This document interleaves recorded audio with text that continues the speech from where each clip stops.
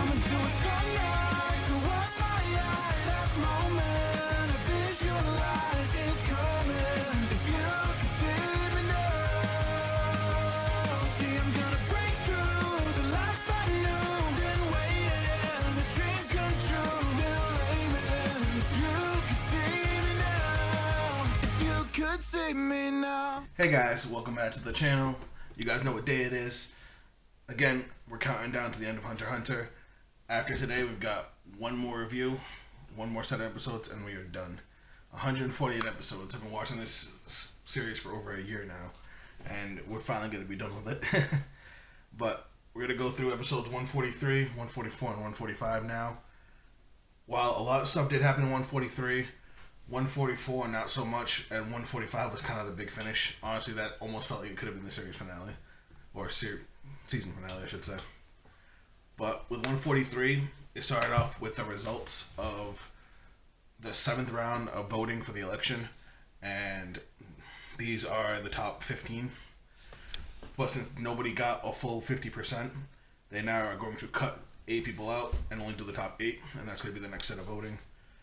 They wasted a little bit of time here. We get a bunch of messages from the people that got knocked out. And then it cuts over to this. We get a panning shot of Hisoka just slaughtering a bunch of hunters. So Hisoka calls up Illumi. He's just like, check this out. I found a map. It shows where all the blimps are going to land. I figured I'd give it to you. I could take a picture and send it to you. And then he goes to use Texture Surprise on it because he wants to trick Illumi. Well, it turns out Illumi already found a map from a bunch of hunters that he killed. Then we get a shot of a hunter that he stabbed his needles into, making a call to Pterodane. I hope I said that right. Basically telling him that everything's all fine in their sector. We jump back over to Tsubone, who's still tailing Killua's blimp, and she says that she feels like she's being watched. Not sure from where, but she knows that she's been tailed since they left. She ends up calling Amane, and we actually get a full explanation of what Tsubone's Nen ability actually is. It's called Rider's High. Basically, she can turn into a bunch of different vehicles, but when she turns into these vehicles, they are powered by the Nen of the rider. So she can't even use the ability by herself. But there's some cloud cover. Killua goes above the cloud cover. Tsubone turns into this plane. Amane pilots her, and they end up following Killua above the clouds. While they're above the clouds, Tsubone says that she doesn't feel like they're being watched anymore. Now, the Pure Paladin Squad,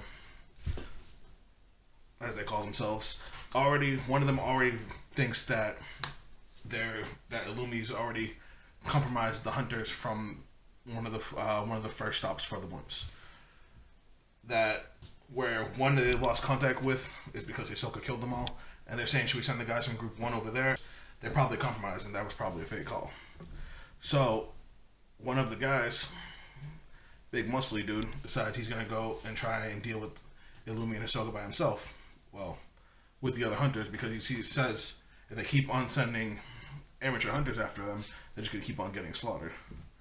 Sorry, I don't remember the guy's name, because he doesn't last long. Now, Pterodane, the leader of these three, the older guy, calls up Pariston and basically asks for temp hunters to help with this situation.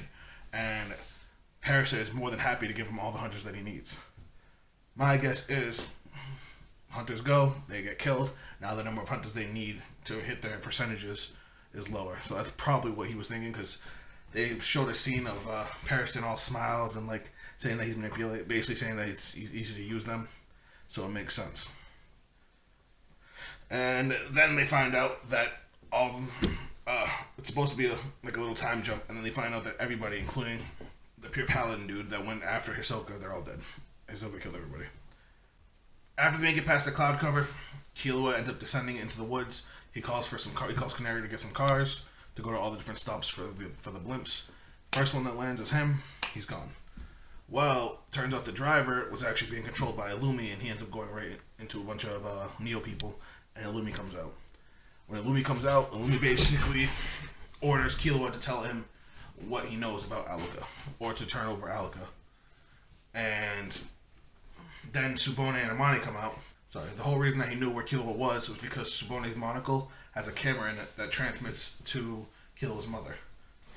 And Killua's mother's been watching him the whole time and feeding the information to Illumi. In the distance, we see Hisoka hiding behind some trees, watching the whole scene play out. And he's trying to decide if he should kill Aluka to incur Killua's wrath, or let Aluka live and let Gon be saved. Well, Subone, Aluka sees Subone. Turns out it's not Aluka, it's Nanika. Because we find out some more stuff about Nanika in the later episodes. But Nanika asks Subone for 2 more fingernails, and upon that, turns, face crazy, and is now ready to grant Killua's wish. Illumi is trying to goat Killua into killing him to go save Gon. Or to let somebody else make the wish. It's just like, either way, Illumi, the way Illumi sees it is, if he dies, saves the family, and that Killua, the pain Killua will feel will last forever. And Killua starts crying at the thought of killing his brother. Illumi may be a dick, but that's still family. Well, Killua ends up showing them, what he missed out on. He basically has Nanika heal Subone's hand from, the nails that she tore off.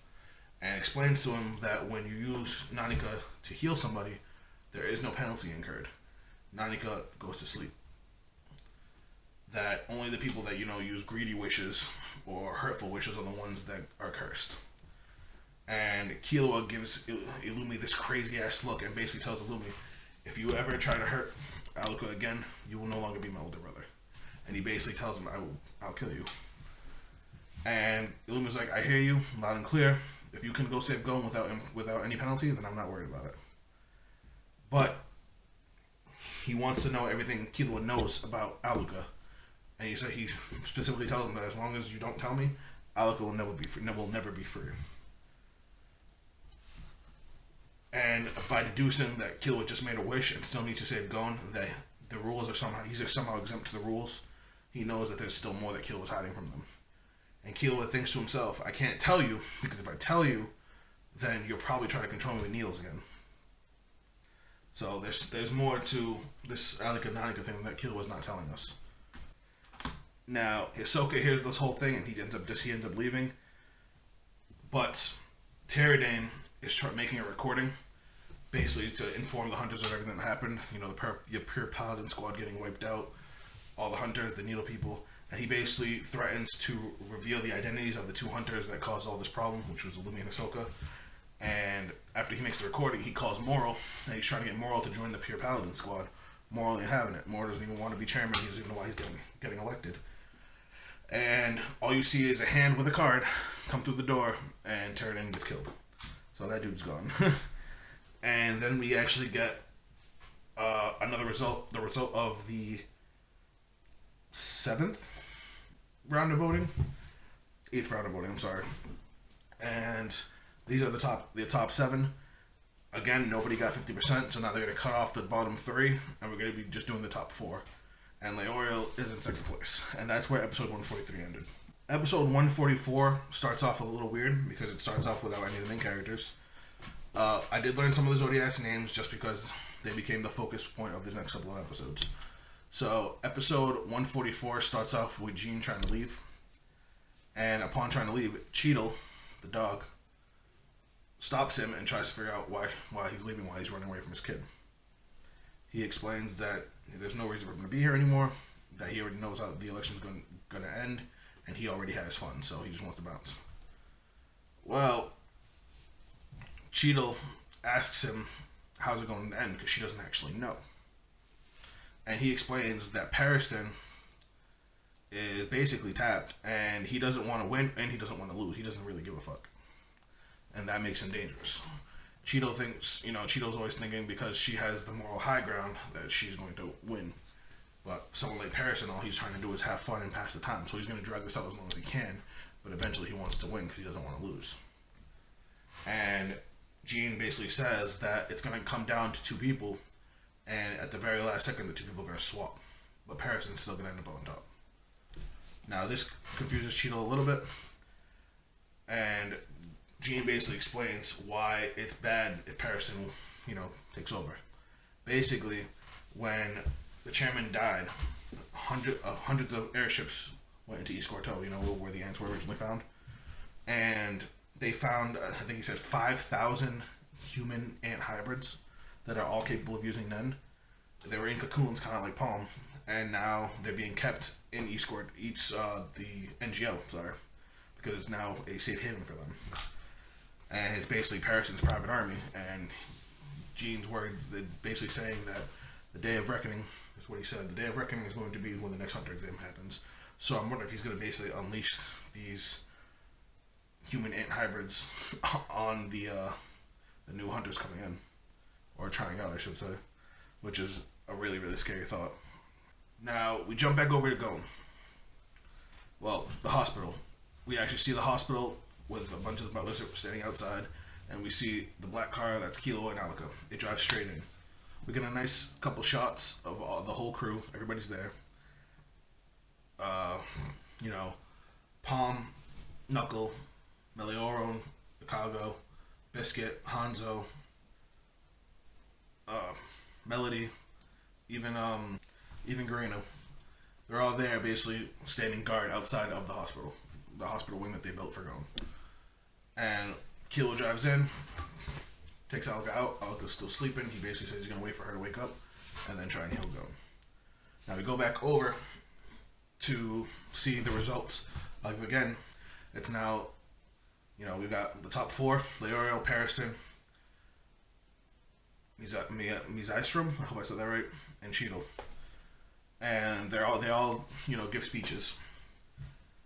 Mizai basically says that Cheadle is the best one for the job, and that anybody that supports him should go support Cheadle. Cheadle flips it around and says Leorio. We should move, everybody should vote for Leorio.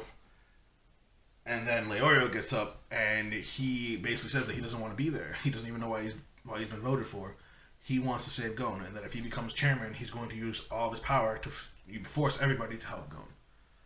That he can't do anything for his friend right now, but if he has the power of the chairman, that's going to be his first focus.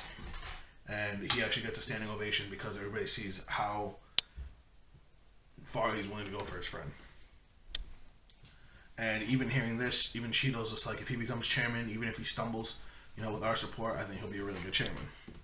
But then Pariston gets up, and Pariston tries to flip it again, and ends up telling everybody that Mizai is the one that they should vote for, because he's the only one out of the four that's really qualified to be a chairman. He has strength, he has experience, and he has what it takes.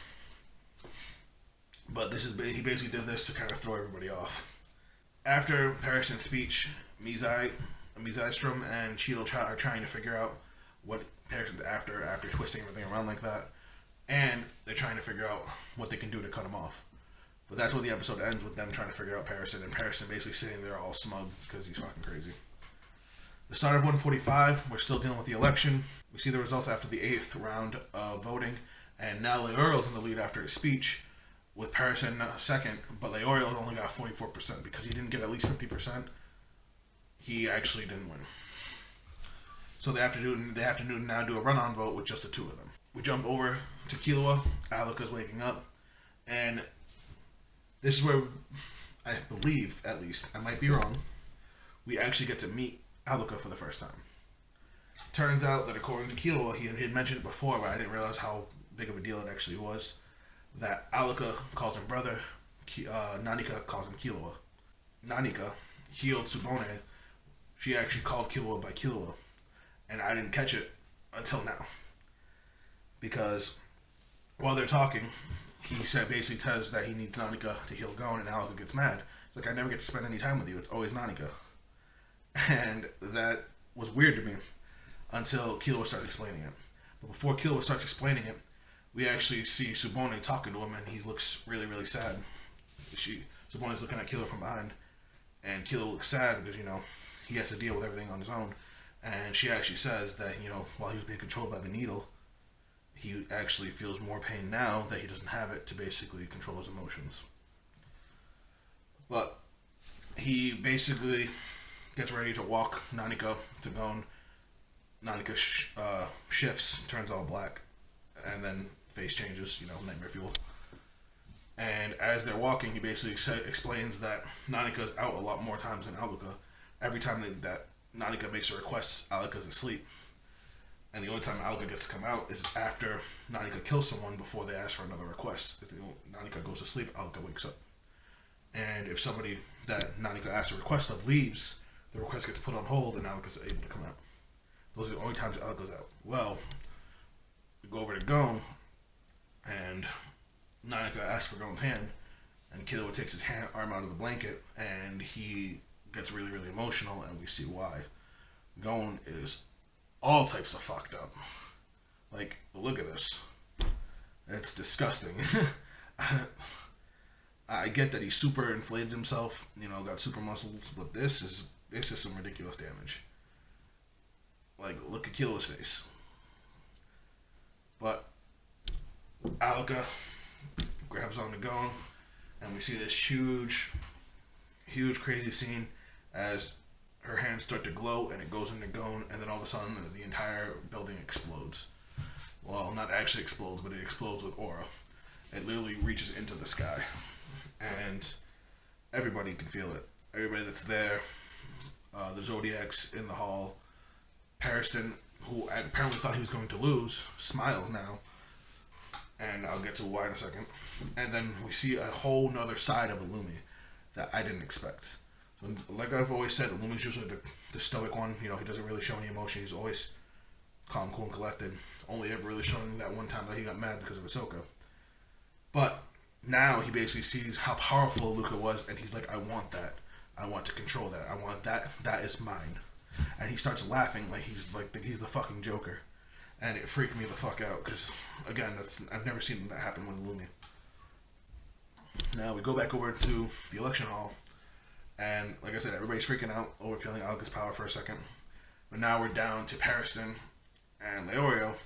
As they're about to get down to voting, Pariston tries to stall. Pariston asks Leorio, what's he going to do when he becomes chairman? And he basically says, I'm going to go save Gon.